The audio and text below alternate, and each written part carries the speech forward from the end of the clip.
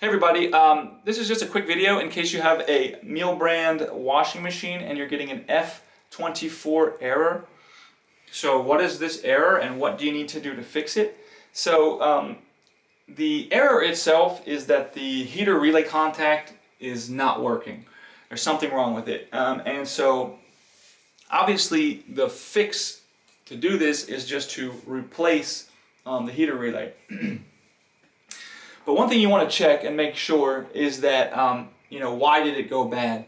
And when you replace it, or when you have it replaced, you want to make sure that they check, was water getting to it? Because if water was getting to it, then it can, the contacts can kind of fuse together and short circuit and all that kind of stuff.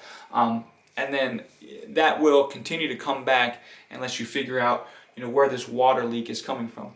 But anyways, so yeah, that's the F24 error code. It's that the heater relay contact is not working right, and you're going to need to replace it. But when you replace it, you're going to want to check and make sure that the wiring and everything like that has not been impacted by water damage. So anyways, hope this video helped you. Thanks a lot for watching. Have a great day.